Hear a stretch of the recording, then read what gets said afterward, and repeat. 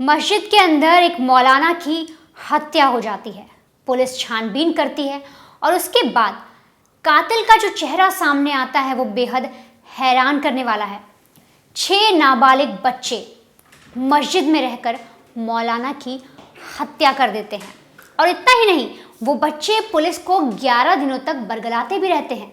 Police हाथ पांव मारती है, इन्वेस्टिगेशन करती है और जो कातिल बच्चे थे वो उसी मस्जिद के अंदर थे जब छानबीन हो रही थी, जब इन्वेस्टिगेशन हो रही थी, लेकिन पुलिस उन तक नहीं पहुंच पाती और आखिरकार एक जो बच्चा है वो उसमें से टूट जाता है और तब पूरी कहानी निकलकर सामने आती है।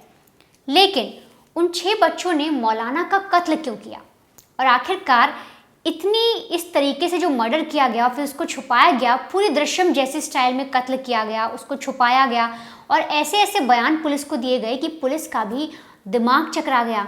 पुलिस को समझ ही नहीं आ रहा था कि कातिल है कौन। लेकिन आखिरकार जब पुलिस ने कड़ाई से पूछताछ की और एक बच्चा जब टूट गया तो सारी कहानी निकलकर सामने आई। पर मौलाना ने ऐसा भी क्या किया था कि उन 6 बच्चों को उसका कत्ल करना पड़ गया। और ये जो पूरी वारदात मैं आपको बताने वाली हूँ, ये सुनने के बाद आपके जहन में भी सवाल उठेगा कि यार क्या ये जो 6 छोटे बच्चे, जो नाबालिग बच्चे हैं, क्या वो सच में कातिल हैं या उन्हें कत्ल करने पर मजबूर किया है खुद मौलाना ने। दरअसल अजमेर के रामगंज में दौराई कंचन एक नगर पड़ता है, वहाँ पर एक मस्जिद है, मोहम्मदी मदीना मस्जिद। यहाँ पर 26 अप्रैल की देर रात मौलाना का नाम जो है वो है मोहम्मद माहिर, 30 साल उनकी उम्र थी, उनकी हत्या हो जाती है। अब जो बच्चे वहाँ पर थे, 6 नाबालिग बच्चे उस वक्त थे, वो वहाँ पर उनको पढ़ाता था मस्जिद के अंदर, उनको इस्लाम के बारे में एक तरीके से चीज़ें समझाता था, उन बच्चों की पढ़ाई करवाता था वहाँ पर। अब बच्चे जब देखते हैं कि मौलाना की हत्या हो गई है, वो बाहर निकल कर आते हैं। वहाँ पर एक और केयर टेकर था, उसको बताते हैं कि जो मौलाना साहब है वो बोल नहीं रहे, कुछ खून बह रहा है, उनको किसी ने मार दिया। इस तरीके से बच्चे बाहर निकल कर आते हैं। अब उस वक्त जो वहाँ पर एक और केयर टेकर मौजूद था वो सारी चीज़ें देखता है और फिर इसी जो मस्जिद है, इसके जो पहले मौलाना थे उनके बेटे को फ़ोन करता है। वो बेटा वहाँ पर पहुँचता है, सारा मंजर देखता है, सारा सीन समझता है और इसके बाद पुलिस को कॉल किया जाता है। पुलिस आती है। अब पुलिस सारी चीज़ें देखती है, हर एक चीज़ को समझती है, तो पुलिस के दिमाग में आता है कि आई विटनेस कोई नहीं है, लेकिन बच्चों ने कुछ चीज़ें देखी हैं। जिस तरह से बच्चे बार बार बोल रहे थे, कोई आया था, काले कपड़े में था, नकाब पहना था, वो मौलाना को आकर मार गया। जब पुलिस ये सब सुनती है तो पुलिस को लगता है कि हो ना हो बच्चों को कुछ ना कुछ ज़रूर पता है और फिर तहकीकात की जाती है। बच्चों से पूछताछ की जाती है तो बच्चे बताते हैं कि 8 बजे मौलाना साहब बाहर गए थे, उसके बाद वो 10 बजे वापस लौट कर आए। फिर कुछ देर के लिए वो अपने कमरे में बैठे थे कि अचानक 2-3 जो नकाबपोश हैं वो ये जो दीवार आप देख रहे हैं अभी स्क्रीन पर, इसी दीवार को फांद कर वो लोग आए और उन्होंने मौलाना पर लाठी डंडे बरसाना शुरू कर दिया, उनको मारना शुरू किया। और हम जब मौलाना को बचाने गए तो उन्होंने हमें भी धक्का दिया, हमें भी धमकाया कि अगर तुम कुछ करोगे तो तुम्हें भी हम जान से मार देंगे। और मारने के बाद इसी दीवार को फांद कर, यानी इसी दीवार को कूद कर वो लोग वापस चले गए। अब पुलिस के लिए ये जानना बहुत ज़रूरी था कि आखिर कौन थे वो जो बच्चे बात कर रहे हैं कि 2-3 नकाबपोश आए, आखिर वो थे कौन। और इसीलिए पुलिस ने हर तरीके से इन्वेस्टिगेशन शुरू की, जांच पड़ताल की। लेकिन इस पूरे केस में पुलिस के दिमाग में कई सारे सवाल पैदा हो रहे थे।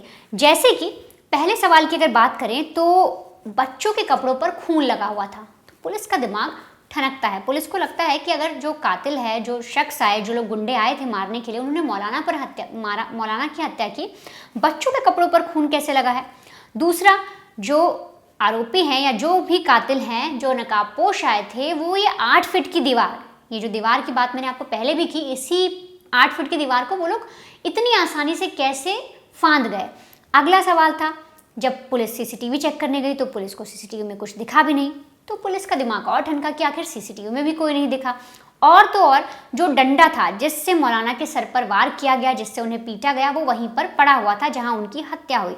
तो पुलिस को ये लगा कि जो शख्स है या जो मारने आया था, उसने जो वेपन है एक तरीके से जिससे उसने कत्ल किया, वो इस जगह पर ही क्यों छोड़ गया वारदात वाली।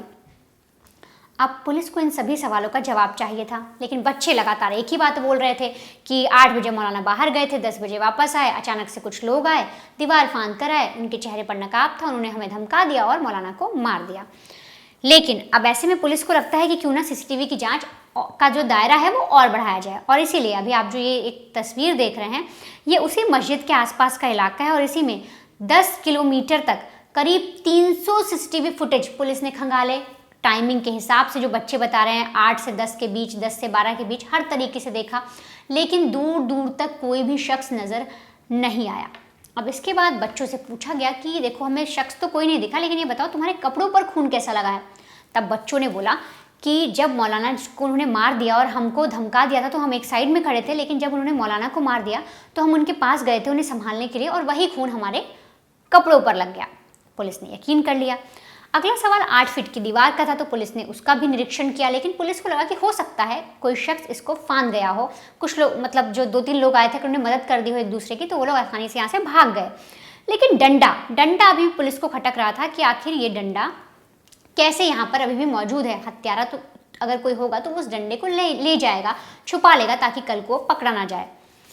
अब पुलिस को लगता है कि हो ना हो अब हमें बच्चों से अलग अलग करके पूछताछ करनी होगी, क्योंकि जो बच्चे थे वो बार बार एक ही चीज़ दोहरा रहे थे। जैसे दृश्यम फिल्म में एक डायलॉग है पणजी वाला कि हम 2 अक्टूबर को सत्संग में गए थे, सेम इसी तरीके से, इसी पैटर्न में जो बच्चे हैं वो सेम एक लाइन रिपीट कर रहे थे, 6 के 6 बच्चे।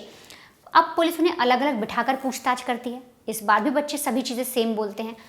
अब पुलिस को लगता है कि बच्चे कुछ ना कुछ उनसे छुपा रहे हैं, तो एक काउंसलर बुलाया जाता है। काउंसलर बच्चों से अलग अलग पूछताछ करता है।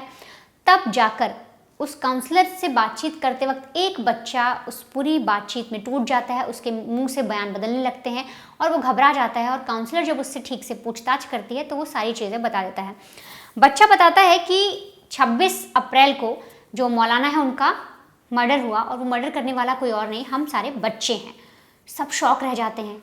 अब आगे की कहानी जो सामने आती है, दरअसल जो मौलाना था वो 25 अप्रैल को एक नए बच्चे को मस्जिद में लेकर आया था। उसके माँ बाप से परमिशन लेकर बच्चा मस्जिद में आया था। यहाँ पर वो बच्चे को ले जाता है, बाकी बच्चों से मिलाता है और फिर रात में बच्चों के साथ यौन शोषण करता है, दुष्कर्म करता है उन छोटे छोटे बच्चों के साथ। और तो और जो नया लड़का आया था उसके साथ भी इसने, मौलाना ने ऐसा ही करने की कोशिश की। इन बच्चों ने रोया गाया, फिर एक बार में मौलाना को धमका दिया कि आज हमें छोड़ दीजिए। बहुत सारी ऐसी बहस हुई और फिर बच्चों को गुस्सा भी आ गया। इसी बात से इन लोगों के बीच में बहस हुई, मौलाना बाहर चला गया और जब मौलाना वापस आया तो बच्चों को लगा हमें इसे मार देना चाहिए। अब जो बच्चे थे वो आपस में बैठे, आपस में उन्होंने बात की, तो उन्होंने पूरी योजना बनाई कत्ल की। और इसीलिए इन्होंने सबसे पहले नींद की गोली मिलाकर, जो बूंदी का रायता है वो बनाया, उसमें नींद की गोली मिलाई। अब जैसे ही मौलाना वापस आता है मस्जिद में तो उससे बोलते हैं कि हमने आपके लिए रायता बनाया है, इसे खा लीजिए। पहले मौलाना मना करता है, लेकिन इसके बाद जो बच्चे हैं वो जिद करते हैं कि हमने खास आपके लिए बनाया है, बड़े प्यार से बात करने लग जाते हैं। तो मौलाना को लगता है कि बच्चे अगर कुछ बना कर लाएँ तो खा लेता हूँ, और वो खा लेता है। इसके बाद उसकी तबीयत बिगड़ती है। वो अपने जो उसका एक और केयर टेकर था मस्जिद में उसको बोलता है कि आप जाकर मेरे लिए कोल्ड ड्रिंक ले आइए। कोल्ड ड्रिंक पीता है, उसको थोड़ा ठीक लगता है और फिर वो सोने चला जाता है। अब जैसे ही जो केयर टेकर था वो बाहर जाता है और जो मौलाना है वो अपने कमरे में सोने चला जाता है, तभी जो बच्चे हैं वो डंडा लेकर आते हैं, उस पर अटैक करना शुरू कर देते हैं और इतना मारते हैं कि उसकी जान चली जाती है और जो खून जो निकल रहा था उसकी बॉडी से वो उनके कपड़ों पर लग जाता है। अब जब मर्डर करने के बाद जो बच्चे हैं वो चिल्लाते हैं और तो और ये पुलिस से बचने के लिए एक प्लान और चलते हैं। दरअसल जब आसपास के लोग आते हैं तो उनके सामने रोना शुरू कर देते हैं बच्चे और बोलते हैं कि हम जो खून है हमारे कपड़ों पे लग गया है, इसलिए पुलिस हमें पकड़ लेगी, हम ये फिंगरप्रिंट हमारे आ जाएंगे क्योंकि हमने मौलाना को संभाला है, उनके कुर्ते पे हमारे फिंगरप्रिंट आ जाएंगे। ये सारी चीज़ें भी वो पुलिस से बचने के लिए लोगों को बोल देते हैं, जिससे पहले से ही लोग यकीन कर ले। और जो लोग थे वो पहले ही बोल देते हैं बच्चों को कि तुम लोगों को कुछ नहीं होगा क्योंकि तुमने कुछ नहीं किया, तुम्हारे अगर फिंगरप्रिंट भी आएंगे उनके कुर्ते पर तो तुमने उन्हें संभाला है, इसलिए तुम्हारी कोई गलती नहीं है। अब जो उन 6 नाबालिग में से एक बच्चा टूटा, उसने ये सारी कहानी बता दी। फिलहाल पुलिस ने इन बच्चों को पकड़ लिया है और बाल सुधार गृह में रखा है। इनसे और बाकी पूछताछ की जा रही है। और तो और जो मौलाना है उसका फ़ोन भी पुलिस ने रिकवर किया। साथ ही साथ पुलिस ने देखा है कि जो उसकी गूगल सर्च हिस्ट्री है उसमें कई सारे पॉर्न वीडियो, जितने भी अश्लील वीडियो होते हैं वो उसमें सर्च दिखा रहा है। उसके फ़ोन गैलरी में कई सारे ऐसे वीडियोस हैं और जिस तरह से बच्चे बता रहे हैं कि वो उन्हें प्रताड़ित करता था, उनके साथ यौन शोषण करता था, तो मौलाना की जो फ़ोन हिस्ट्री है और जो उसकी फ़ोन गैलरी है, यानी उसका जो फ़ोन है, वो भी यही बयां कर रहा है कि वो इस तरीके का एक शख्स था। वो बच्चों के साथ यौन शोषण करता था। उसकी जो फ़ोन गैलरी है उसमें कई सारे ऐसे अश्लील वीडियो मिले हैं। लेकिन ऐसे में पुलिस के लिए अब सबसे बड़ा सवाल ये भी है कि बच्चों ने ये ट्रिक कैसे सीखी, बच्चों ने कैसे ये चीज़ समझी कि हम पुलिस को कैसे बेवकूफ़ बना सकते हैं। इस तरीके से एक मर्डर को, वारदात को उन्होंने अंजाम दिया, एक कत्ल कर दिया और उसके बाद उन्होंने बचने के लिए कई सारी जो ट्रिक्स हैं वो भी आजमा ली। और तो और पुलिस को एक चीज़ और नहीं समझ में आ रही कि नींद की गोलियां आखिर कैसे आई। पुलिस को अब जो पड़ताल है, भले पुलिस ने यहाँ तक अपनी तहकीकात करके पता लगा ली कि कत्ल करने वाले 6 बच्चे हैं, लेकिन पुलिस का मानना है कि हो ना हो इसमें कोई बड़ा शख्स भी मिल सकता है, क्योंकि बच्चे मस्जिद में ही रहते थे, मौलाना उन्हें वहाँ पर पढ़ाया करता था, इस्लाम सिखाता था, बच्चे ज़्यादा बाहर नहीं जाते थे, तो नींद की गोलियां लेकर कैसे आया और क्या किसी मेडिकल स्टोर ने बच्चों को ऐसे ही नींद की गोलियां दे दी। इसलिए पुलिस अब पूरे मामले को दोबारा से फिर से एक कड़ी से कड़ी जोड़कर तहकीकात कर रही है, ये जानने के लिए कि क्या बच्चों को डायरेक्ट नींद की गोली जो मेडिकल स्टोर वाला है उसने दे दी या कोई बड़ा शख्स भी इस पूरे हत्याकांड में लिप्त है। लेकिन आप इस केस पर क्या कहते हैं, इस कमेंट सेक्शन में ज़रूर बताइएगा कि क्या आपको जिस तरीके से बच्चों ने कत्ल किया एक मौलाना का, लेकिन जो मौलाना उनके साथ कर रहा था, लगातार उनका यौन शोषण कर रहा था, जो नया बच्चा वो अपने मस्जिद में लेकर आया था उसके साथ भी वो यौन शोषण करने जा रहा था, लेकिन वो रात को बच गया। तो इस तरीके से बच्चों ने जो कदम उठाया, क्या ये जो बच्चे हैं क्या इन्होंने कहीं से कुछ सीखा है, क्या कोई प्लानिंग प्लॉटिंग करके इन्होंने बहुत सही एक तरीके से एक वारदात को अंजाम दिया। तो क्या जो बच्चे हैं उनके मन में उस वक्त क्या चल रहा होगा, किस दुख से वो गुजर रहे होंगे, उनके दिमाग में हर रोज़ एक डर बैठा होगा। और ऐसे में क्या मौलाना ने खुद ऐसी हरकत कर ऐसा कृत्य कर उन बच्चों को मजबूर नहीं किया कि वो उसे मारने पर उतारू हो गए।